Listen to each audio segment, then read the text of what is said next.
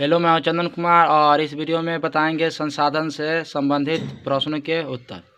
सबसे पहला प्रश्न है, संसाधन किसे कहते हैं? तो प्रकृति के वे सभी पदार्थ या वस्तुएं जो मानव जीवन की परिसंपत्ति बन जाए संसाधन कहलाती है। मानव शरीर भी एक संसाधन है। अगर क्वेश्चन पूछा जाएगा कि क्या मानव शरीर संसाधन है, तो हाँ, मानव शरीर भी एक संसाधन है।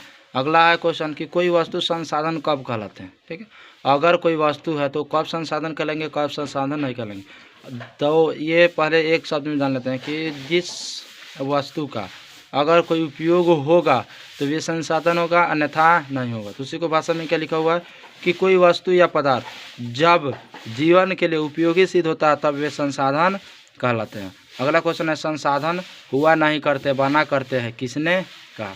तो किसने कहा था कि संसाधन होते नहीं बनते हैं? तो इसको जिम्मरमैन साहब ने कहा था कि संसाधन होते नहीं बनते हैं या बना करते हैं। अब है संसाधन का वर्गीकरण। संसाधन को वो निम्नलिखित भागों में वर्गीकृत किया गया है। पहला है उपलब्धता के आधार पर, स्रोत या उत्पत्ति, दूसरा स्रोत या उत्पत्ति के आधार पर, तीसरा है पुनः पूर्ति या पुनः प्राप्ति के आधार पर, चौथा है स्वामित्व के आधार पर और पांचवा है विकास स्तर के आधार पर। अब क्वेश्चन पूछा जाएगा कि उपलब्धता के आधार पर संसाधन को कितने भागों में बांटा गया है? तो दो, प्राकृतिक संसाधन और मानव निर्मित या मानवकृत संसाधन। दूसरा है स्रोत या उत्पत्ति के आधार पर संसाधन को कितने भागों में बांटा गया? तो जैविक संसाधन और अजैविक संसाधन, यानी दो भागों में बांटा गया है। फिर अगला है क्वेश्चन कि पुनः प्राप्ति के आधार पर संसाधन को कितने भागों में बांटा गया? तो इसका भी हो जाएगा आंसर कि दो भागों में बांटा गया, नवीकरणीय संसाधन और अनवीकरणीय संसाधन।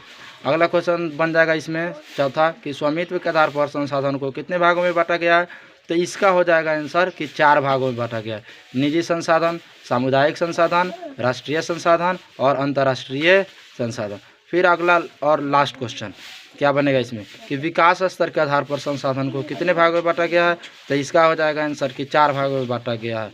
कौन कौन? तो संभाव्य संसाधन, ज्ञात संसाधन, भंडारित संसाधन और चौथा हो जाएगा संचित संसाधन।